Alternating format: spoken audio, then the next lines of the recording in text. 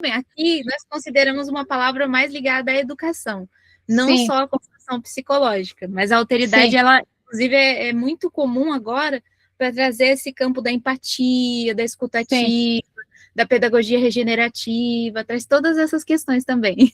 Eu, como estou a estudar a pedagogia relacional, por isso é que conheço o termo. Mas obrigada, Zizi. Adeus, Oh, beijinhos. beijinhos. Ver? Eu não sabia, ela sabia. Então, querida amiga, que legal. Aqui é uma palavra que também não é tão conhecida, não é todo mundo que conhece, a alteridade também não. Mas já está sendo mais estudada a palavra alteridade porque as pessoas estão percebendo essa dificuldade de construção de reconhecimento do outro. Aí se fala, né, na escutativa, empatia, e na pedagogia regenerativa, que ela tem muito a ver com a pedagogia relacional, é parecido. Só que a linhagem da pedagogia relacional, ela vai para uma questão um pouco mais, como é que eu posso dizer, ela tem uma vertente um pouquinho diferente, porque a pedagogia regenerativa, ela liga mais com a ecologia, com os processos regenerativos e sistêmicos, e a relacional, ela se foca mais no vínculo. E as duas são excelentes, né? Não teria nada a dizer. Mas, assim, é muito interessante fazer essa interconexão, né? Bem-vinda também, querida Lourdes. A Lutz conseguiu chegar também. Esse pessoal namorador tá aqui, ó. Dia do Santo Antônio firme e forte. Tô gostando de ver. A Nicole, querida, veio também. Então, ô, querida Lutz. Isso, querido Marcelo. Pedagogia da restauração também está correlacionada. Também tem essa correlação com a pedagogia regenerativa e também tem correlação com a pedagogia relacional. Eu acho que as pedagogias assim, mais modernas agora são essas, né? Digo assim, quando eu digo modernas em avanço mesmo, não de modernidade, né? Assim, só de, modinha. Não, mas elas têm pontos muito bons mesmo, de visão mais ampla, né? Bem-vinda, querida Dani. Ó, o pessoal se animou, gostei de ver. O pessoal deixou o Santo Antônio para estar aqui. Tô feliz. Brincadeira, gente. Bom, vamos começar então, a gente continuar nosso diálogo. O moderno já nasce velho, é mesmo, querido Marcelo. Bom, vamos organizar nossa dinâmica de grupo. Alguém poderia assumir o cronometrista para nos ajudar os minutos? Quem poderia? Alguém animado? Vamos lá, gente. Eu sei que vocês estão em deslocamento, estão aí no amor, mas a gente está aqui no amor também. Vamos lá. Brincadeira à parte. Se não houver ninguém, eu faço. O Luiz, o Luiz, desde que eu te conheço, a gente está ligado a cronometria. Oi, então não há problema. Bora lá, né, amigo? É isso aí. Quanto tempo? Eu daria uma sugestão de 5 minutos. O que vocês acham? Tudo bem? Tudo. O Marcelo está falando que não vai poder se comprometer porque está em deslocamento, que eu acho que algumas pessoas estão nessa dificuldade também. Bom, então, agradecida, Luiz. Então, estamos ainda dialogando a constituição entre a autoridade e a alteridade. Então, queria perguntar, né, para vocês, como vocês gostariam de trazer hoje alguma reflexão? Nós já trouxemos, para quem não estava nessa última, algumas reflexões importantes sobre como funciona a nossa autoridade com os aprendizes e a necessidade dessa autoridade, né, no sentido de construção de relação, de vínculo, mas ao mesmo tempo também de ter essa possibilidade do aprendiz desenvolver a sua alteridade, né, que é ter o seu potencial visto, reconhecido como ser humano, reconhecido como ser do seu saber, né. Então, a gente estava falando justamente essas questões e falando de algumas dificuldades da relação. Como que a gente lida? Porque, normalmente, os tutores, quando eles começam a ter mais autoridade, né, e assim, autoridade eu digo com autonomia e com responsabilidade, vem muitos aspectos de dificuldade, porque nós vamos percebendo, por exemplo, que os aprendizes, não quero aprender. E aí, o que você faz? Você deixa estar, né, ou você vai conversar para trazer toda uma constituição frente a isso? É uma das dificuldades normalmente recorrentes. A outra é um pouco mais aprofundada, que está correlacionada quando os próprios tutores têm a dificuldade de lidar, por exemplo, com a culpa da alteridade, que é uma questão que normalmente, quando nós estamos desenvolvendo mais a tutoria, ocorre, nossa, mas ele não tem que ter mais decisões, ele não tem que ter mais formas de agir e escolher? E sim, claro que tem que ter, mas aí existe uma construção dos acordos. Aí estamos falando também, a última vez, até quando estava acabando o tempo da nossa reunião, sobre esses acordos, para poder constituir um equilíbrio de relação entre a autoridade e a alteridade, entre outros pontos que foram ditos também. Aí gostaria de abrir, né, e perguntar para vocês quem já queria trazer ou alguma dificuldade ou algum questionamento, e eu sei que a querida Lourdes tinha trazido também uma questão que está correlacionada a esse ponto, se ela quiser trazer aqui também para a gente começar o diálogo, muito bem-vindo também, ou quem quiser, tá? Ou o Luiz, se você quiser trazer também, né, que o Luiz conseguiu participar com a gente, felicíssima. Zizi, agora eu estava fora de um contexto de campo, né? Peraí, deixa eu recusar. Eu acho que alguém apertou o botãozinho vermelho, acontece. Então, bom, a Lutz conseguiu. Tá de bom. Sim. Eu não vou contar este tempo. Tá bom. Eu e a Malu, você sabe, nós estamos numa ONG, né? De mães atípicas. E trabalhando com as crianças. Então, essa questão de autoridade e alteridade, o que eu estou fazendo? Tentando fazer. Eu e Malu.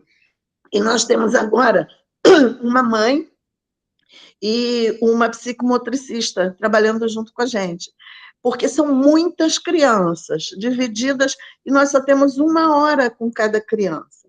Então, está muito difícil. O que estou vendo nessa questão deles, de aprendizagem de tudo? Muita dificuldade de expressão, na maioria das crianças, muito tímidas, porque são crianças atípicas e tem não atípicas também. Então, o equilíbrio a gente faz aí, porque a não atípica, ela participa, ela fala e tudo. E, então, eu estou construindo os acordos com eles, porque eu quero que eles sejam os autores dos acordos.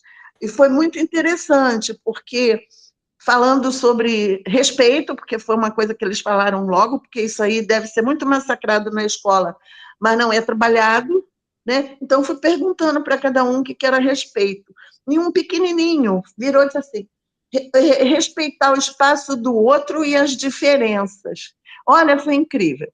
Então, o que eu estou fazendo? Indo por esse caminho da construção dos valores e trazendo isso para os acordos. No momento, a prática é essa. Além de prática artística também, porque nós vamos fazer uma festa junina. Então, eles estão construindo os enfeites, eles vão escolher a música. A menina que é de educação física vai fazer a coreografia com eles, e eles vão escolher isso tudo. Então, essa parte deles, e a construção partindo deles. Mas aí tem as questões de comportamento. Essa questão de comportamento, ela é complicada. Até coloquei isso lá na alfabetização humanizada, um ponto vamos dizer assim, comum naquele trabalho que a gente está fazendo lá. Então, como exercer autoridade nesse momento? Porque precisa uma organização, senão você não consegue. O lugar é muito precário, e a questão da aprendizagem, vamos dizer assim, acadêmica, não tem como mexer, a menos que alguém solicite uma ajuda, entendeu? Porque não tem estrutura, embora o local não seja o determinante, a gente sabe disso, mas o tempo, 1 hora só. Então, não sei se estou no caminho, mas é por aí que nós estamos fazendo isso, e junto com os outros da equipe, a mãe, a TO, a psicomotricista, elas estão entendendo. Então, tem que trabalhar com elas também, porque elas não conhecem essa prática. Então, elas acham que aquilo ali é para fazer um reforço. Não é. A proposta não é reforço, embora o reforço possa acontecer em algum momento. Então, elas estão entendendo, elas ficam olhando assim para mim, aí eu jogo a bola para elas, entendeu? Para elas irem participando, e elas já entenderam, estão fazendo. Então, está muito interessante. Eu não estou dizendo o que é, mas estou jogando. É isso aí, nesse momento. Então, essa questão da autoridade, eu preciso me controlar também, porque tem hora que a gente fica, meu Deus, como pode fazer isso? né? E aí, quando conversar, conduzir, e tem uma meninazinha muito, eu não sei, eu não levo diagnóstico, eu levo o que ela pode fazer. Só que ela é delirante total, entendeu? Dentro da realidade da vida dela, o que ela traz, ela disse que ela queria ser, como é que ela falou? Guardiã de caixão. Aí eu, minha filha, mas o que é isso? Aí ela disse que, quando eu fui lá no meu avô, na minha avó, tinha uma segurança de caixão. A pessoa não deixava entrar. Aí eu, não sei. E ela estava com uma garrafinha de água, sacudindo, sacudindo. Eu falei para ela, Alice, não é o momento, né? Não está legal você fazer isso. Eu joguei para o grupo. Eu sempre jogo para o grupo. Vocês acham que é legal? Não. Aí ela disse assim, mas isso aqui é suplemento, porque eu estou fazendo ginástica na igreja. Eu trabalho, ela tem 6 anos. Eu trabalho braço, eu trabalho perna. Não é a realidade, não tem isso. E na hora que eu pergunto do que eles gostariam, aquela pergunta, aquela formação, eu quero uma Lamborghini, conhecer o Neymar, e a outra coisa eu não lembro. Quer dizer, são coisas totalmente reais. E nesse espaço, ela perturba todo mundo, entendeu? Aí eu estou jogando para o grupo, usando a minha autoridade, entre aspas, jogando para o grupo, para a decisão ser do grupo. Então, nesse grupo aí, tem outras questões, porque são 4 grupos, então, em cada um, mas esse é mais desafiador na questão da autoridade. É isso. Muito bom, querida Lourdes, que bom que está desenvolvendo. A Malu também falou comigo ontem, eu estava dando algumas sugestões também para ela sobre essa questão, que ela falou que a dificuldade tem sido realmente essa questão dos valores, né, com a constituição dos acordos, porque está faltando realmente uma firmeza nesses acordos. E assim, é normal que isso ocorra, principalmente pelo desenvolvimento dos princípios, né? Então, estava falando com ela de construção da linguagem em comum, que é constituir nos princípios uma linguagem comum, no sentido de que tipo de respeito, que tipo de amor, que tipo de coerência, ou seja, o valor, a partir do momento que ele está definido por todos, né? Então, que sejam quantos valores forem, de preferência não muitos, porque é difícil mesmo trabalhar muitos valores, né? Então, a gente dá sempre aquela sugestão de 3 a 5, né? Só com processos muito avançados que se trabalham até mais valores, mas mesmo assim, é bom sempre ter essa cautela para acabar não só colocando o valor ali e ele não ter correlação com a prática, né? Mas a estratégia... Sim. Então, 4 grupos, cada grupo, o primeiro grupo, o acordo da mãozinha foi com o primeiro grupo, que eles são menorzinhos. Então, esse acordo já foi passado para os outros e eles entenderam.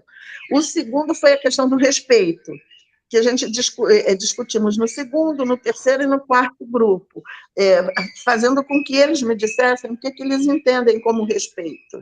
E nós, adultos, também falamos, todos os adultos, a participação é comum. E o terceiro grupo fez cooperação, trabalhando com ajuda. Então, falta um grupo falar, porque não deu tempo, só deu deles entenderem o respeito, a mãozinha, a cooperação. Então, eu pretendo, no outro grupo, ver qual é o acordo que vai surgir ali e direcionar esse para o valor que a gente for construindo, passando isso para os 4 grupos, que a partir do momento que você faz o acordo vai valer para todo mundo. Eu penso isso.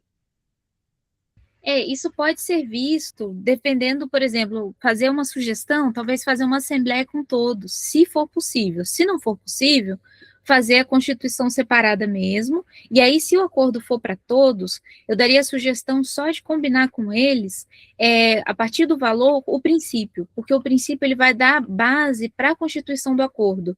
Porque, por exemplo, no acordo, você vai ter os acordos da relação, ou seja, o que a gente, né, como que a gente vai agir frente àquele valor. No princípio, nós vamos dizer, por exemplo, quais são os princípios que mantêm esse valor funcionando para constituir o acordo. Então, por exemplo, no amor. O amor, a gente gosta do valor amor, ou valor respeito, que é um valor muito comum, normalmente todo mundo coloca porque a questão do desrespeito está muito forte, né? Ninguém está... Assim, essa alteridade e autoridade tem muito a ver com respeito também, porque é uma construção interna, né? De você saber o seu espaço, o seu potencial, até onde vai o seu dojo, dojo é uma utilização japonesa de o espaço que você tem para se movimentar, ou que você constitui na sua potência, usado muito nas artes marciais, né? Mas dentro dessa, é uma linguagem que eu utilizo normalmente para ajudar a explicar até onde o seu braço pode ir sem você enfiar o dedo no outro, no olho do outro, qualquer coisa assim, né? Então eu brinco um pouquinho com as crianças, até com os adultos eu brinco isso. Quando os tutores estão com dificuldade de dojo, eu falo, gente, expande os braços, vamos ficar todo mundo junto. Aí todo mundo começa a enfiar o dedo um no olho do outro, então eu falo, não tá dando. Então, a gente tem que ver o nosso tamanho para saber o tamanho do nosso dojo e combinar as nossas funções para um não ficar machucando o outro, esbarrando no outro, e sim dar as mãos. Se temos aqui o dojo, dar as mãos. Como é o nome mesmo, Zi? Dojo.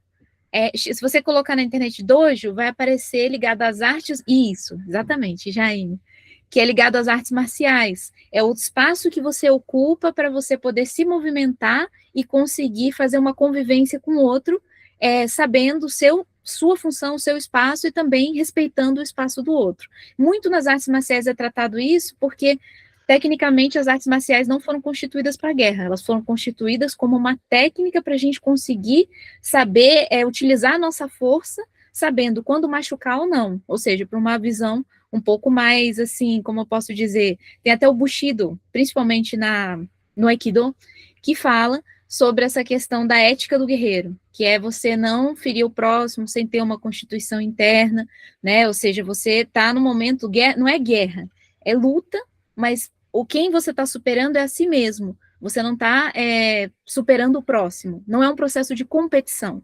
É claro que hoje em dia isso já, infelizmente pela cultura americana, desvirtuou muito desses princípios mais éticos, mais de você preparar o próprio corpo, de você desenvolver, inclusive a psicomotricidade, né, o desenvolvimento potencial da psicomotricidade tem muito essa correlação com as artes marciais. Mas, assim, voltando, só fiz abrir aqui um parênteses, essa questão... Luiz, aqui tá frio, aí tá calor para chuchu, 30 graus, e aqui tá frio, tô até de agasalho, tá 15 graus. Bom, mas voltando a essa questão, querida Lúcia, então essa sugestão dos princípios, que é a definição de como vai ser essas ações que vão ser constituídas nesse valor. Então, se a respeito, por exemplo, eu posso bater no outro? Aí eles conversar sobre isso. É legal bater no outro? Aí eles falaram, não é legal. Aí uma sugestão não é colocar assim, não bater, não fazer, mas tentar falar o seguinte, uma sugestão de trazer a versão para eles, porque o não, ele tem aquela correlação que nós sabemos, que quando a gente coloca não, normalmente a rebeldia, né? Fala, não, esse é não, eu vou fazer assim, né? Então tem essa variante. Mas colocar a sugestão de falar, eu fico bem quando bato no outro?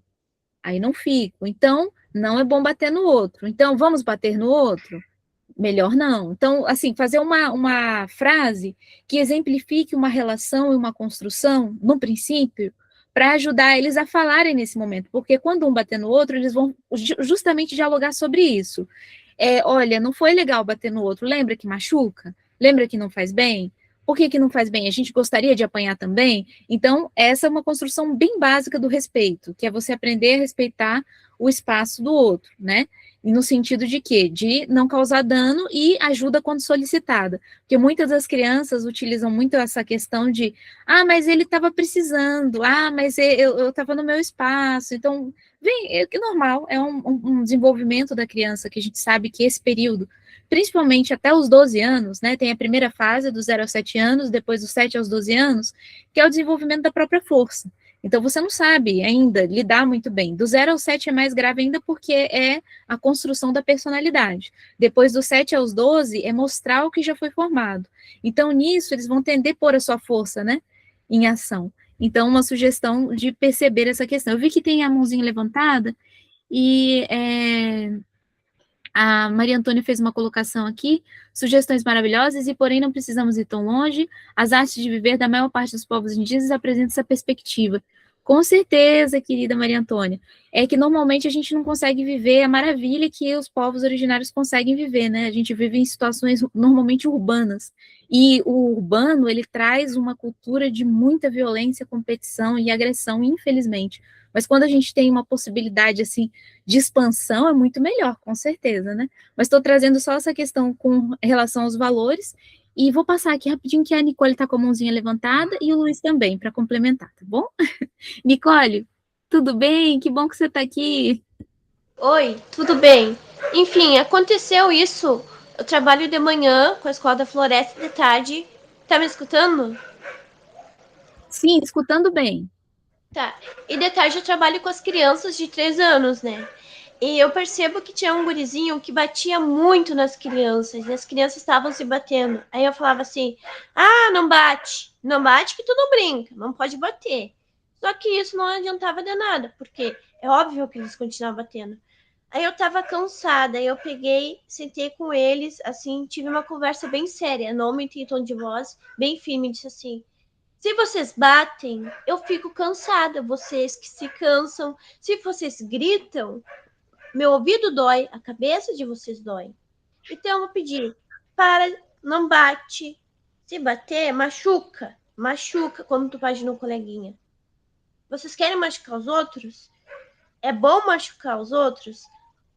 E curiosamente, isso ajudou bastante, porque agora eles não se batem. Agora, quando eu tô falando com eles, e alguém bate no outro, aí eles vêm e falam: tia, me bateram.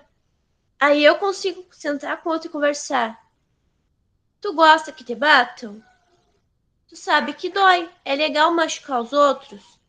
E isso tá muito melhor do que pegar e colocar sentado do lado e ficar com uma cara emburrada, né, com a criança. A criança não tem culpa, a gente sabe que é do ambiente. Então, assim, nesses instantes eu me lembrei da alteridade, porque a criança, ela tá aprendendo a socializar os códigos sociais. E quando eu pego e coloco sentada, separada dos outros, eu sinto que isso é como se dissesse uma forma de exclusão, de isolamento. Então eu comecei a conversar exatamente isso que tu falou. E realmente faz muita diferença. Eles assimilam melhor e a gente não fica se estressando toda hora. Porque eles não têm culpa, é o ambiente que eles estão vivendo, que eles estão assistindo. Agradecida, querida Nicole. Que bom que você já está trazendo evidências de aprendizagem, né?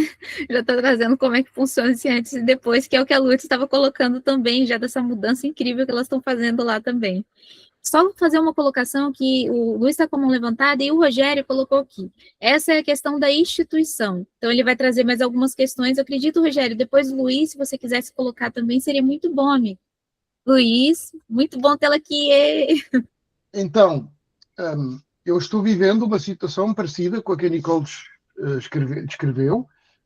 O nosso projeto chegou agora ao fim, com resultados maravilhosos para aqueles alunos que estavam perdidos, como eu disse, e a questão da autoridade aqui foi uma questão central. Então, vamos tentar resumir aqui um pouco. A autoridade, na prática, é uma espécie de poder continuado no tempo, mas que pode ser imposto ou reconhecido. E nós temos todos a vontade que ele seja reconhecido pelos outros e não imposto, não é? Então, qual é a melhor forma da criança reconhecer a autoridade? Em primeiro lugar, essa autoridade é reconhecida logo à partida porque ela vê uma diferença entre criança e adulto. Daí nós muitas vezes temos aquela frase que quando o adulto se torna criança, ele perde a autoridade. Logo à partida perde a autoridade. Porque tem que haver um adulto naquele grupo. E às vezes o adulto é mais a criança do que o próprio adulto, não é? Porque há crianças muito maduras. Eu creio que há uma forma belíssima de mostrar a autoridade, de que as crianças nos reconheçam a autoridade. Mas muitas vezes demora muito tempo. E depende da relação e do vínculo que eu crio com a criança. Essa forma se chama exemplo. Ou seja, quando o adulto é aquele que dá o exemplo das regras que foram comprometidas entre todos, quando o adulto é aquele que tem bom senso e quando o adulto é aquele que explica e não pune só por punir, então ele começa a ganhar autoridade. Os professores ganham muita autoridade fazendo isto, mas fazendo outra coisa também, que é mostrando que são o adulto na sala. E muitas vezes pela sua capacidade científica, se são professores, pela sua capacidade científica. Também também pela sua capacidade de dizer, olha, eu isso não sei, essa pergunta eu não sei, mas eu vou pesquisar para ti. A honestidade é muitas vezes uma forma de mostrar autoridade. Eu trabalhei agora com um grupo de 12 alunos que se agrediam e que não queriam ir à escola, e no final deste período de trabalho, eles reconhecem em mim uma pessoa capaz de trabalhar com eles e de os ajudar. Portanto, maior contentamento eu não posso ter. Quando eles vêm ter comigo, me escutam e reconhecem que eu sou capaz de dizer coisas que eles precisam de ouvir. Está aí a autoridade reconhecida. A partir daí é muito fácil ganhar uma criança. Mas muitas vezes demora tempo. Porquê? Porque as crianças vêm muitas vezes cheias, com falta enorme de regras.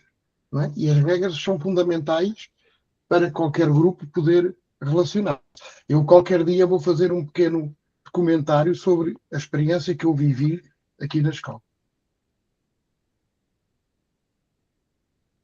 Maravilha, querido.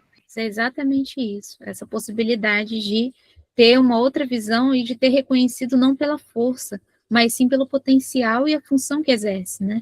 E essa questão dos professores acabarem realmente não conseguindo manter a sua função é muito real. Muitas vezes viramos tias, né? E já tem, o Paulo Freire já trazia muito essa questão, né? Professora sim, tia não, porque é justamente essa questão de não fazer um processo familiar. O vínculo é importante, mas tem vezes, não é dizer para a criança, não, você não pode me chamar de tia, não é isso, mas sim a construção do tipo de relação, porque infelizmente na dinâmica familiar, essa desestruturação da autoridade, ela acontece muito fortemente, da autoridade também. É assim, claro que nós sabemos que não podemos generalizar, né, cada família é uma família, mas socialmente, hoje em dia, pelo nível até de desenvolvimento da competição, da falta de tempo, dos pais não conseguirem estar com as crianças, né, isso é uma realidade mundial, não é uma realidade só do Brasil, é realmente complexo, ter mais tempo, né, dos pais poderem conviver com a criança, desenvolver uma relação. Muitas vezes a gente acaba vendo que até nós mesmos, né, que trabalhamos nessas constituições, não conseguimos ter o tempo que gostaríamos com os nossos filhos, porque temos que trabalhar, temos muitas coisas a fazer, e essa dificuldade é uma dificuldade real, né? Então, o momento que temos para construir essa alteridade, que ela vem pelo reconhecimento, uma constituição realmente de vínculo, e demonstrando o potencial para saber fazer, e uma segurança, porque uma das coisas, eu queria trazer, eu sei que o Rogério está com a mãozinha levantada, só queria trazer essa última reflexão, que uma das coisas, por exemplo, que eu fiz um questionário com as crianças de vários projetos sobre o que elas viam de mais legal na autoridade do professor. Primeiro, expliquei o que era autoridade e tudo mais, né? Elas entenderam o que era. Primeiro, elas falaram, autoridade é difícil, porque não deixa fazer o que a gente quer. Falei, isso mesmo, mas aí qual que é o outro lado? Aí todas, sem exceção, falando com nomenclaturas mais simples, disseram que é a segurança que o professor dá, porque elas sabem que podem contar com ele, ou com ela. Então, elas sabem que aquela pessoa ali vai poder ouvir elas. E esse era o sentido de autoridade, assim, mais forte que todas as crianças me colocaram. E, assim, disseram em linguagem simples, tá? Porque eu sei que eu posso contar com o professor, porque eu sei que eu posso falar com o professor, porque eu sei que se eu chorar, ele vai saber o que fazer comigo. Então, questões, assim, muito simples que demonstram essa questão, né? Eu vejo que o Rogério vai trazer uma questão muito boa também, que ele estava falando do institucional, eu até coloquei para vocês aqui o conceito, né, do dicionário, que fala que a autoridade, ela tem essa visão do institucional formal, do especialista ou da moral. E a alteridade tem a constituição da empatia, da própria alteridade, que é esse reconhecimento das diferenças, né? Que aí eles colocam como tolerância, diálogo ativo e fim do etnocentrismo, que são referências hoje em dia mais utilizadas pela psicologia, mas que estão integrando muito pela neuropsicopedagogia e pela psicopedagogia para a relação entre as crianças e os tutores também na própria relação escolar, né? Sim, querido Rogério, era só um complemento. Olha, eu estou acompanhando aqui a discussão de vocês, mas eu fico preocupado, sabe, Zizi? Bom, eu quero expressar a minha satisfação de rever o Luiz aí, há tempo que a gente não se via, e ver todo o grupo. Veja, eu tenho a impressão que a gente está numa linha muito teórica. Vocês têm mais autoridade para falar do sentido clássico do que eu, porque vocês estão lidando com as crianças e adolescentes aqui e agora. Eu sou um velho professor aposentado. Mas nos meus estudos, revendo o que eu fiz certo e o que eu fiz errado, eu descobri a pedagogia institucional do Fernando Horry e da Aida Vasquez. Não se trata de discutir abstratamente valores. Autonomia, nomia de nomos, lei, regra, autos a própria.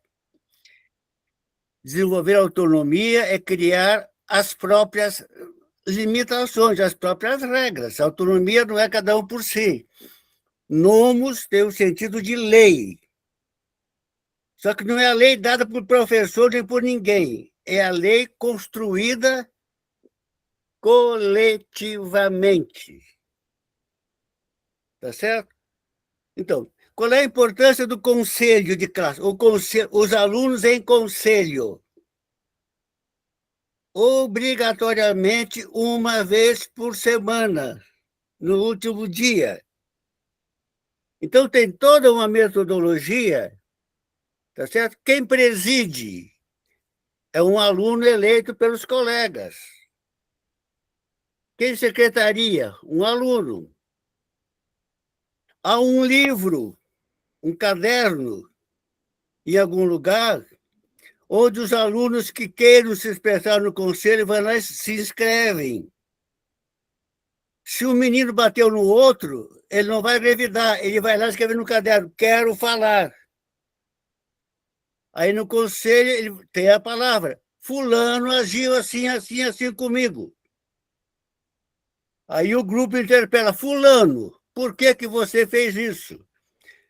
Ele é colocado na berlinda e o grupo discute, inclusive se tiver sanção, o grupo define.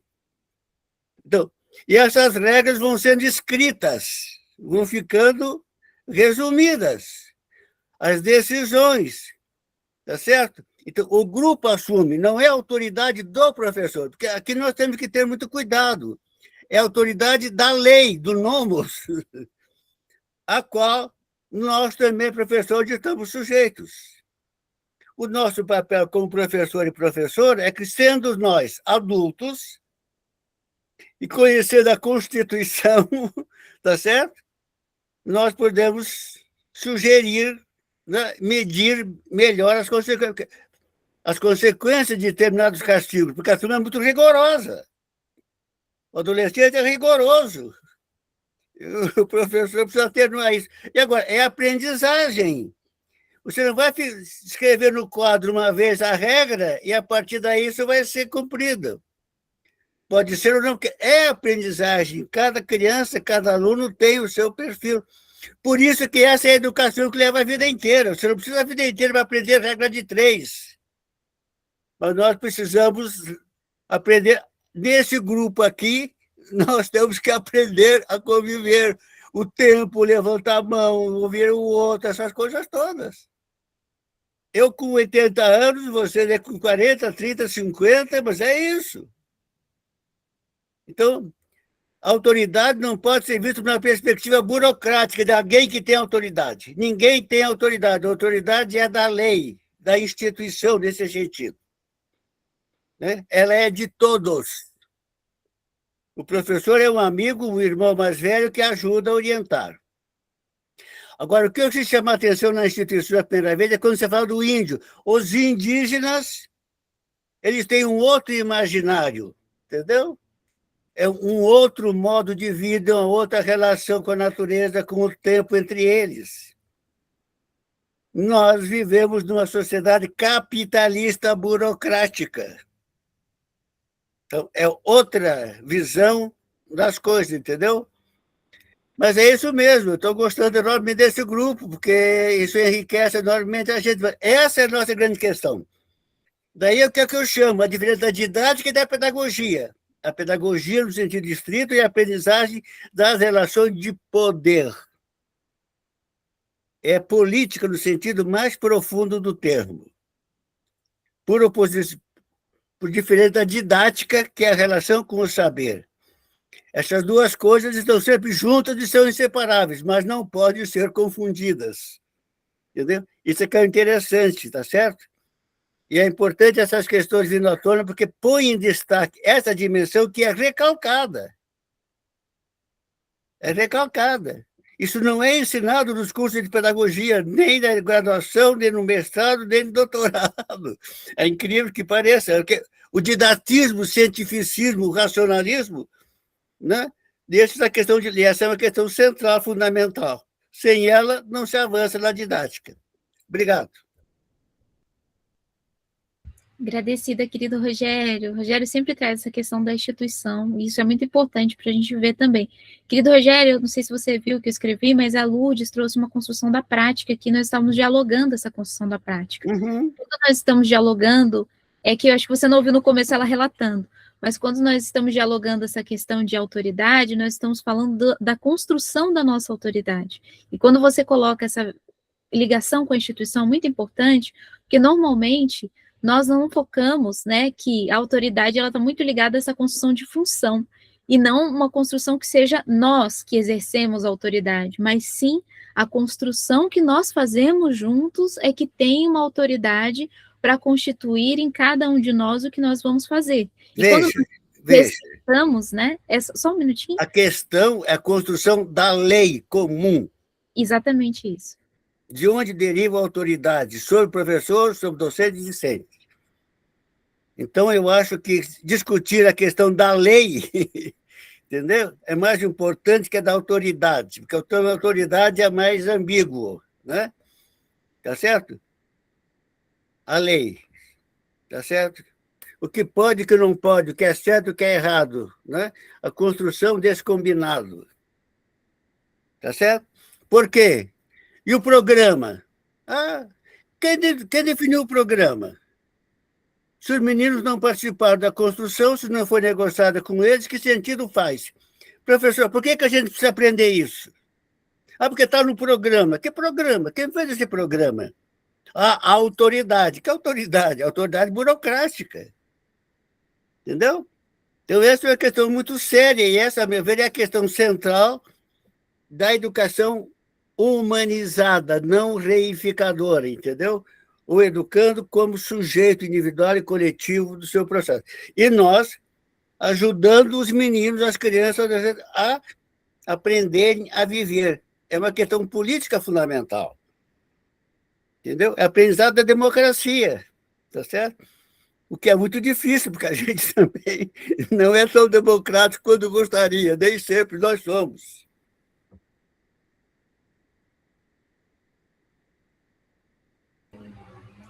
Agradecida, querido Rogério. É importante trazer várias visões para a gente ter essa constituição, né, dessa diversidade que forma essas construções de relações. Querida Maria Antônia, está com a mãozinha levantada. Eu acredito que... agora sim. Pois então, bom dia a todos e todas. Sobre essa questão da autoridade, penso que eu vou ter uma questão para colocar, mas depois eu quero discordar só no quesito do professor que acabou de falar, do professor Rogério. Mas na questão da autoridade, eu decidi trabalhar nesse semestre, já que eu estou com uma turma de gestão, e aí eles têm uma parte prática, que eles estão indo para a escola para observar, e para tentar entender essa prática da escola, né, no campo da gestão, e lidar com o arquivo da escola, como é que enfim, tentando unir a educação e a historiografia, né, uma perspectiva desse tipo. E aí eu propus para a gente discutir a gestão da diversidade, né, e tem uma pesquisa sobre esse assunto, né, tem gente pesquisando sobre esse assunto, porque essa diversidade surgiu no século XX, pós-Segunda Guerra Mundial, em razão de todos os problemas que a Segunda Guerra trouxe, mas que parecia que a gente estava vivendo, que nós estávamos vivendo aquelas agressividades todas, começando com a Segunda Guerra, que não se pode dizer isso, mas eu não quero entrar nesse assunto, né?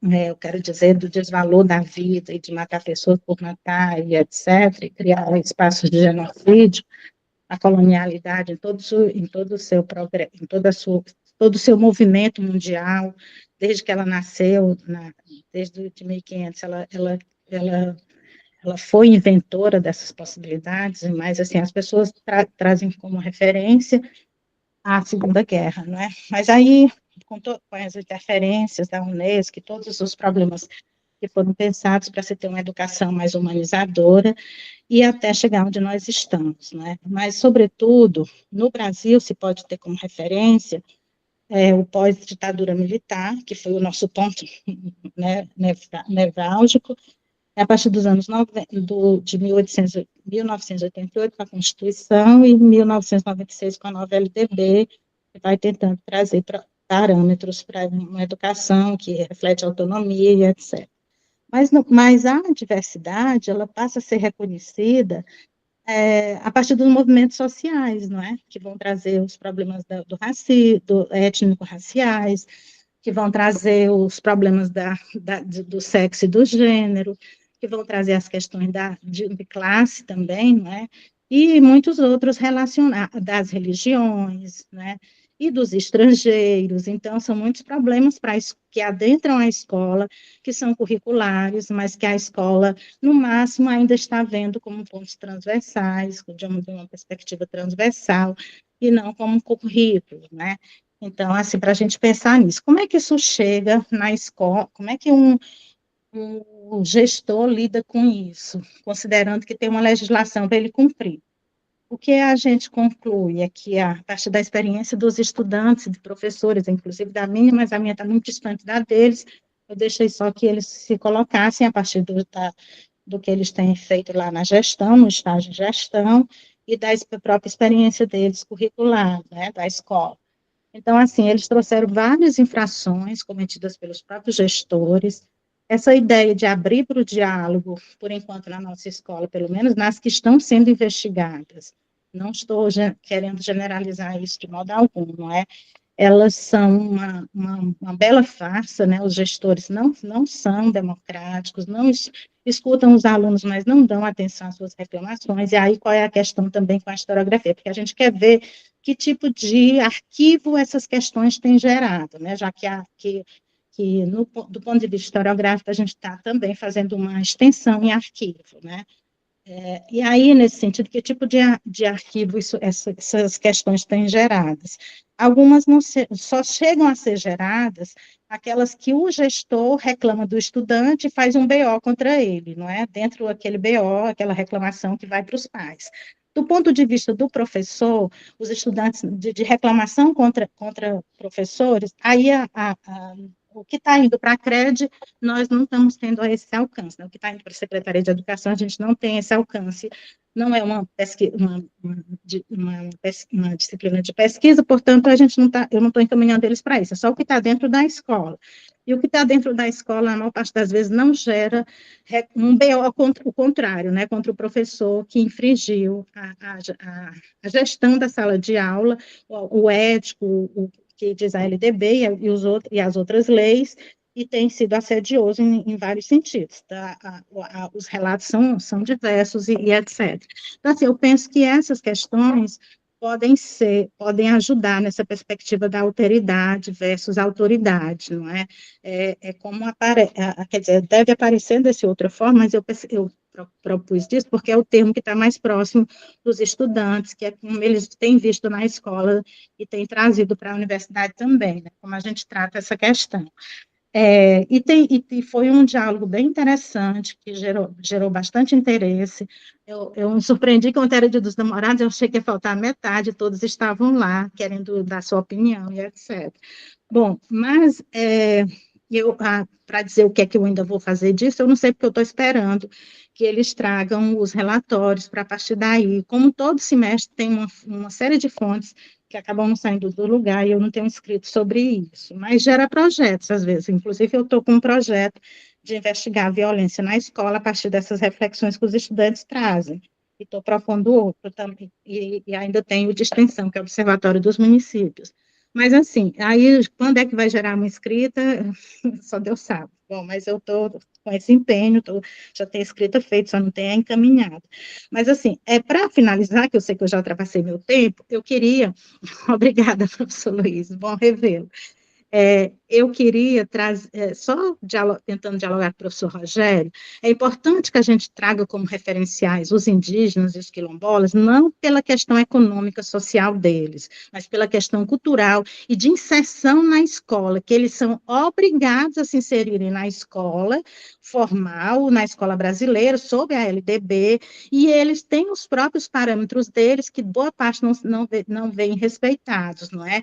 E os indígenas têm refletido teoricamente sobre isso. Um dos textos que eu citei recentemente no projeto do nosso encontro é de um indígena, que eu não estou lembrada agora o nome dele, que é professor da Federal, inclusive inseridos nas universidades como professores, é de um indígena que trabalha, se não falha a memória, na Federal de Mato Grosso, ou é de Goiás, sei lá, do centro do país, e ele faz uma pergunta, aliás, eu diria que o que nós estamos propondo tem mais a ver com a escola indígena do que o contrário, né? Porque é assim que eles tentam proceder, com a escola quilombola, com a do MST, com esses exemplos maravilhosos que a gente tem no Brasil, né? E aí ele pergunta muito seriamente o que é que nós fazemos com o tempo das crianças, para dialogar com a comunidade, com o que a comunidade defende como currículo e para tentar dialogar com essa proposição do Estado. Então, assim, a gente não pode entender isso como se eles fossem outro planeta e nós, os outros urbanos, que podemos defender a escola que a gente quer. Não é bem assim, não é? Tá bom? Era só para finalizar. Obrigada. Obrigado, Maria Antônia. Eu ia dizer isso. Obrigado. Agradecida, muito boas reflexões, com certeza. Nós temos que integrar mais todas as visões, né? E nesse sentido, realmente, dessa holovisão e cosmovisão que os povos originários têm, é muito importante para nosso desenvolvimento e integração do processo social da diversidade e da forma da construção ecológica e regenerativa. Então, sem dúvida, é muitíssimo importante. A gente só precisa levar em consideração mesmo, às vezes, a dificuldade de colocar na prática e trazendo essa questão dessa integração que a cosmovisão possibilita, né? Então, sem dúvida, eu venho, né, dessa realidade, embora não diretamente vivencio a cultura, mas eu venho dessa cultura, né? É minha cultura raiz. Então, eu compreendo dessa forma também. Essa humanização, ela se integra muito também nessa visão dos povos originários. Com certeza, quando nós avançarmos ainda mais, vamos conseguir chegar mais próximos dessa realidade. Às vezes o choque é duro e difícil com relação à questão das pessoas estarem muito focadas nessa visão urbanista, nessa visão capitalista, né? E as crianças vivenciarem essa questão capitalista, né? Até, infelizmente, os povos originários, pelo menos do Mato Grosso, né, que eu acompanho, eles estão vivenciando essa realidade, a qual a criança, ela não lembra das construções dos próprios povos, mas ela quer saber de um celular iPhone, ela quer saber da Nike, ela quer saber do Burger King, às vezes ela sabe falar inglês e ela não sabe falar a própria língua, né, que é a sua língua materna. Então, infelizmente, até os povos originários estão sofrendo e perdendo um pouco dessa cultura raiz que faz realmente o ser humano se humanizar, porque a gente se conecta à nossa origem, e a nossa origem é a natureza, nós somos natureza, né? Essa ancestralidade, ela não está perdida, ela só está desconectada e afastada da nossa realidade. Por isso que nós precisamos trazer esse questionamento, querida Maria Antônia, é muito importante, porque o que você colocou de perguntar para eles, trazer, faz com que se reconecte. E também trazer essas colocações para as escolas também, relembrando, né? De onde nós viemos? Nós viemos do supermercado ou nós viemos das montanhas? Né? Então, eu brinco muito com as crianças, quando elas não sabem de onde vem o leite, eu falo, veio da caixinha ou veio da vaca? Né? Então, vamos relembrar que a gente tem o pé no chão, né? Nosso pé é na terra, não é no ar, né? E não é dentro do shopping center, que inclusive não tem nem lógica, né? Mas, querida Lúcia, você está com a mãozinha levantada? Eu sei que deu nosso tempo, aí eu só queria combinar com vocês para a gente, tudo bem, uns 5 minutos só para a gente fechar a ideia, a Lúcia poder falar? Tudo bem, querida Lúcia? Maria Antônia, que maravilha essa sua pesquisa. Eu fiz umas entrevistas com o diretor, com o professor, com o aluno e com o pai, numa das escolas mais conceituadas aqui do meu local, no Rio de Janeiro, em Maricá. E a gente vê uma colocação deles e depois se perceber nas entrelinhas o que não está realmente coerente com a fala, embora seja uma boa escola. Mas falta essa alteridade dos alunos, muita coisa, porque, de um modo geral, as escolas têm grêmio, mas o grêmio é para fazer festinha, não tem uma representatividade real disso aí, e é muita coisa nisso aí. Então, eu tenho essas entrevistas, e se em algum momento for oportuno, a gente coloca. Mas, assim, e outra coisa, essa coisa da questão dos povos indígenas, eu visitei a aldeia Pataxó, em Porto Seguro, e tinha uma escola lá. Aí eu fui questionando sobre como funciona. Eles têm um currículo diferenciado, com língua deles e tudo muito interessante. E, assim, eu fico pensando nisso que você colocou aí, e a Zizi falou, como integrar isso, como integrar as duas culturas, os dois tipos de ensinamento, sem que um violente o outro, entendeu? Como ela falou, as crianças estão querendo o iPhone, estão querendo a Nike, não sei mais o quê, e a cultura deles fica como? Mas não inserir nessa obrigatoriedade de currículo da BNCC, da LDB, não. Como isso ser uma vivência real, né? É a humanização disso aí. Então, vamos vivenciar isso no real e preservar. Mas de que forma? Embora, por exemplo, aqui nós temos 2 aldeias, mas as aldeias também elas estão aculturadas. A gente não vê a raiz disso aí, né? E como preservar essa raiz? É complicado, mas muito legal essa pesquisa que você está fazendo com o seu grupo, Maria Antônia. Fiquei encantada com isso e acho que realmente é por aí, pesquisar isso para buscar as soluções para uma educação realmente humanizada. É isso. Existe uma perguntinha agora, nada a ver. Por que todo mundo está com a câmera fechada? Vocês combinaram isso? Pergunta. Não combinamos, essa aí é a questão do grupo aqui, né, gente? Eu sei que algumas pessoas estão em deslocamento, então talvez por isso, mas não sei, gente, por que vocês estão de câmera fechada? Ocupa menos espaço. Para não esticar o tempo. Ocupa menos espaço na tela. Hã? Ocupa menos espaço na tela. Mas é para espaços, querido Rogério. Se você apertar os 3 pontinhos, você consegue. Ah, ele tá com a camisa do Timão. Mas pode ficar, não tem problema não, Rogério. Ninguém aqui vai ter problema, não. Cada um pode ter seu time e a gente vive bem. Ninguém vai brigar pelo time, não. Querida Lourdes, por favor, faz sempre esse questionamento que é ótimo, né, gente? Ô, gente, pode ficar de câmera aberta, tranquilo. Querida Lourdes, pensei que estava infringindo algum combinado, aí fiquei meio assim, mas deixei. Tá bom, muito obrigada. Veja, eu quero deixar uma questão. Diferentemente da pesquisa acadêmica, eu vejo que o grupo, nós estamos interessados numa pesquisa-ação pedagógica. E aí eu pergunto, o Luiz, por exemplo, tem praticado o conselho de classe no sentido tal como proposto pelo Fernando Henrique? Sim, As pessoas acham que vale a pena para começar a trabalhar nessa perspectiva? E quero deixar uma sugestão para um outro encontro, colegas. Assistir e a gente debater o filme Entre os Muros. Vocês assistiram aquele filme Entre os Muros? Não conhecem? Entre os Muros da Escola. Foi prêmio em Cannes algum tempo atrás. É um professor de sala de aula. E é muito interessante, porque essa questão que nós estamos tratando está toda naquele filme. Entre os Muros. É um filme em língua francesa, mas você pode encontrar de maneira com que tenha, né, a tradução. É muito interessante. porque coloca com muita clareza essas questões todas. Eu acho que é uma indicação muito boa. Se o pessoal concordar, a gente pode marcar num desses sábados, as pessoas assistem previamente, entendeu? Para a gente poder debater a partir de lá, que é muito interessante. Obrigado. Agradecida, querido Rogério, agradecida a todos.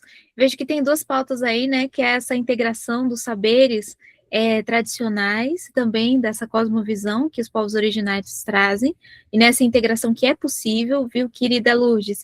É possível a partir da construção da gente trazer a convivência. A melhor estratégia para esse desenvolvimento é a integração com a convivência, porque muitas vezes, mesmo dentro das aldeias, né, dentro da construção, quando a criança não sabe, o que eu faço? Eu vou na senhora, que é justamente a xamã da aldeia, e ela vai trazer as referências das construções, trazendo muito daquele saber que está oculto ou escondido das crianças. E aí eu possibilito e reconheço essa vivência. Nesse momento, as crianças começam a se reconectar com essa realidade. Então, a convivência é uma das, digamos assim, possibilidades, porque ela é vivência, né? É você poder vivenciar aquilo que você não sabe, a construção que se tem. Tá? Então, queria só deixar essa integração, porque, como você falou, como, né? Sugestão, vê na aldeia, mapeia na aldeia. Eu ajudei a fazer muitas construção de currículo para povos originários, que são deles próprios. Não são currículos pré-pontos de escolas, são currículos que eles fazem com a cultura deles. Eu só ajudei a orientar para integrar e fazer a base para poder fazer. E funciona, assim, muito bem, porque eles partem do saber e construção deles para integrar com as escolas que as crianças que estão ali não estão integradas. Sim, querida Luz. Sim, e as crianças que não são desses povos têm acesso a isso, para fazer a coisa conjunta, né? Os de lá com os daqui, e os daqui com os de lá. Legal, Zizi, obrigada. Tá, só contando. Depois eu posso pegar em um dos nossos encontros e falar um pouquinho mais sobre essas culturas. Posso até apresentar alguns que eu já constituí com vários povos, né? Com tupis, enfim. Mas eu posso trazer aqui em algum momento, até com chavantes. E do querido Rogério, Entre Muros, a gente poderia deixar também para trazer.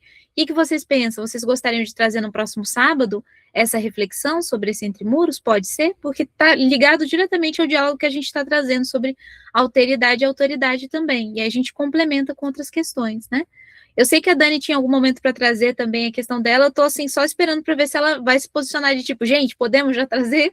Tá, Dani? Ou você prefere por enquanto esperar? Por favor, informe, tá?